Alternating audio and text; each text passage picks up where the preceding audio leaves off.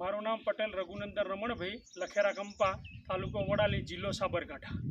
મારો નંબર છે 95141655। આપણે આ રીતે ખેતી કરીએ છીએ। આ મગફળી છે, મગફળી વાવી છે અને અંતર પાકમાં અડદ, મકાઈ અને ચોળી વાવેલી છે। અંતર પાક કરીએ છીએ અને આ પેણા આ રીતે હું પ્રાકૃતિક ખેતી પહેલાં નહોતો કરતો 15, 16, 17માં, પછી 16, 17, 18માં ગાંધીનગર સુભાષ પાલેકરનું શિબિર ભર્યું। શિબિર ભર્યા પછી પ્રેરણા મળી કે ભાઈ દવા ખાતર વગર પણ ખેતી કરી શકે અને એક ગાયના છાણમાંથી 30 એકર જમીનમાં આપણે પ્રાકૃતિક ખેતી કરી શકીએ। એ રીતે આ ખેતી પ્રાકૃતિક આપણે ચાલુ કરી અને ઝેર મુક્ત આપણે ખાઈએ અને આપણા સંબંધી અને લોકોને ખવડાવીએ। અને પ્રાકૃતિક ખેતી કરવાથી જમીન ઓછી અને ફળદ્રુપ જમીન થઈ ગઈ અને રોગ જીવાત ઓછો આવે છે। આપણા શરીર અને આપણા સ્વાસ્થ્યમાંથી આપણે પ્રાકૃતિક ખેતી કરીએ। આપણે પર્યાવરણને ધ્યાનમાં રાખી અને આ ખેતીના ફરતે, જમીનના ફરતે બધા ઝાડ વાવેલા છે। કોઈ પણ ઝાડ એવું નથી કે વૃક્ષ નથી કે કોઈ જીવાત કે ભાઈ પશુ પક્ષી ખાઈ શકે એના માટે આપણે પર્યાવરણને ધ્યાનમાં રાખીને બધા ઝાડ વાવેલા છે। તમે વૃક્ષો જોઈ શકો છો, ફરતે વૃક્ષો વાવેલા છે। આ રીતે પ્રાકૃતિક ખેતી કરીએ છીએ અને પર્યાવરણને ધ્યાનમાં રાખી અને જીવાત તમારે ના આવે એના માટે। અને મને આ પ્રેરણા મળ્યા પછી મેં પ્રાકૃતિક ખેતી કરી અને મને ખેતીમાં હું આ જે ખેતી કરું છું એમાં આનું તેલ ચોખ્ખું અને પ્રાકૃતિક તેલ લોકોને હું ખવડાવું છું અને મગફળીમાં તેલ કાઢું છું। અને આ રીતે પ્રાકૃતિક પછી બીજી શિબિર મેં આચાર્ય દેવવ્રત જે આપણા રાજ્યપાલ છે, રાજ્યપાલને પણ પ્રેરણા મળી અને એમના પણ મેં 2 શિબિર ભર્યા। એના પછી મેં પ્રાકૃતિક ખેતી રાજ્યપાલ ત્યાં એમની 200 એકર જમીનમાં કરે છે, તો આપણે પણ કેમ ના થાય। એમના પછી મેં આ શપથવિધિ લીધા પછી મેં 15-16માં સુભાષ પાલેકરની શિબિર ભર્યા પછી મેં આ પ્રાકૃતિક ખેતી કરી અને ખેતીમાં મને પુષ્કળ લાભ છે અને હું નવી ટેકનિકની નવી બધી પ્રાકૃતિક ખેતી કરું છું। કપાસ પણ કરું છું, કપાસ પણ મારે વિદેશને લંડન જાય છે। આ રીતે હું પ્રાકૃતિક ખેતીની શરૂઆત કરી અને બીજા લોકોને હું પણ કહું છું કે તમે પ્રાકૃતિક ખેતી કરો, તમારા શ્વાસ અને શરીર માટે અને ઘરના માટે પણ તમે પ્રાકૃતિક ખેતી કરો। આમાં તમારે શું હોય, શરીરમાં રોગ જીવાત અને અત્યારે બીમારીઓ બહુ લાંબી પોળી આવે છે, પણ એ બીમારીઓ પણ ના થાય એના માટેના ધ્યેયથી આપણે પ્રાકૃતિક ખેતી કરીએ। અને આ રીતે ખેતીની મેં અપનાવી છે અને ખેતી હું કરું છું। અને આ ખેતી મારી ટોટલી 22 વીઘા જમીનમાં હું પ્રાકૃતિક ખેતી કરું છું અને અંતર પાકમાં હું નજીક 30 ઇંચના ગાળે પણ કપાસ વાવું છું। 30x1.5ના ગાળે, 18x1.5ના ગાળે પણ હું કપાસ કરેલો છે અને કપાસના અંદર ડાળો કટિંગ કરવાનો અને ક્રોપ કટિંગ કર્યા પછી અને કપાસમાં એમાં ઉતારો પણ વધારે આવે અને છોડની સંખ્યા પણ વધે છે।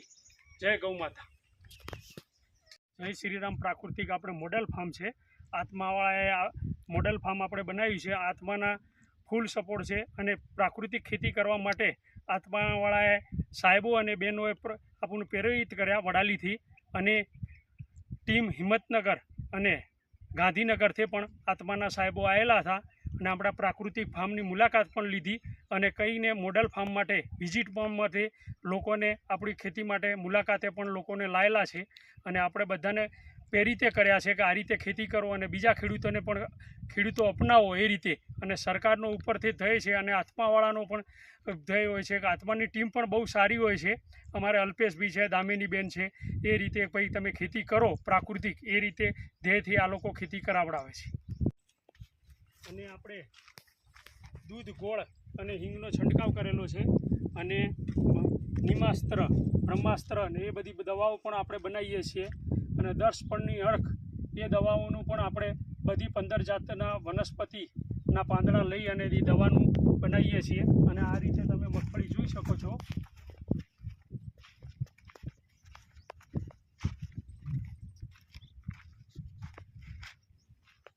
અંતર પાકમાં તમે અડદ જોઈ શકો છો, અડદ અંદર। અને આ રીતે ખેતી આપણે કરીએ છીએ અને જમીન ફળદ્રુપ અને પોચી રહે છે જમીન। અને આ રીતે બધા લોકો પણ અપનાવે એ રીતે ખેતી। અને ઉતારામાં પણ અંદર નર અને અંદર તમે જુઓ તો આ રીતે પુષ્કળ હોયાઓ ફૂટેલા હોય છે મગફળીમાં જીવામૃતથી।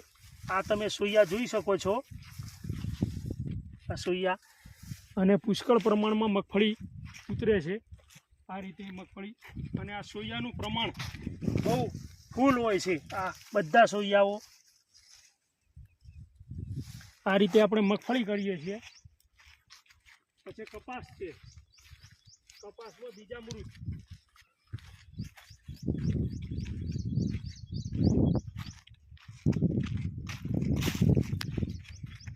જીવામૃત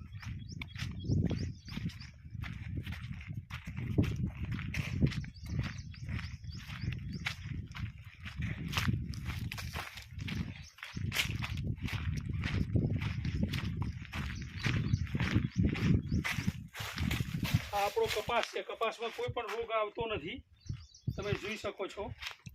અને ક્રોપ કટિંગમાં ડાળો કટિંગ કરવાની આવે છે. અને અહીં જીવામૃત પણ બનાવેલી છે. જીવામૃત જોઈ શકો છો. રઘુપા અમૃતમ છે,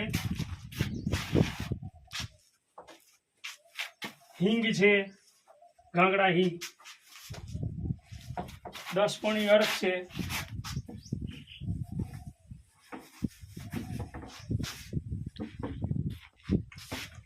ગૌકૃપા અમૃતમ છે.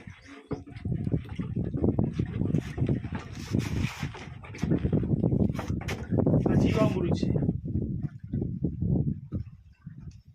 આ રીતે આપણે ખેતી કરીએ છીએ અને કોઈ પણ આપણને ખર્ચ થતો નથી. એના માટે આ આત્માવાળાએ બેરલ પણ આપેલા છે આપણને.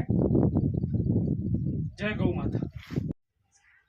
જય શ્રી રામ. પ્રાકૃતિક ફાર્મ. આ પપૈયા આપણે જોઈ શકો છો. આમાં જુઓ તો જીવામૃત, ઘન જીવામૃત અને આપેલું છે. અને આપણે લીલું છાણ પણ આપણે અંદર દેશી ગાયનું આપીએ છીએ. આ રીતે પ્રાકૃતિક પપૈયા કરીએ છીએ અને કોઈ પણ છોડ આમાં પીળો નથી. અને જુઓ તમે જીવામૃતને અને એમાં કેટલું ફળદ્રુપ જમીન હોય છે અને પપૈયા પણ લાગવા મળી ગયા આ રીતે. અને સરકારના પ્રધાનમંત્રીનો પણ માન્ય શ્રી નરેન્દ્રભાઈ મોદીનો પણ ફૂલ સપોર્ટ હોય છે કે આ રીતે ખેતી લોકો અપનાવે અને અભિગમ કરે અને પ્રાકૃતિક ખેતી કરે. એના ધ્યેય માટે સરકાર પણ બહુ પ્રયત્ન કરે છે અને લોકો પ્રાકૃતિક ખેતી કરે. આ જોઈ શકો છો તમે પપૈયા. અને એનામાં એનો થક અને જુઓ, અને 1 મહિનો થયો, 2 મહિના થયા છે આ પપૈયા વાયા છે.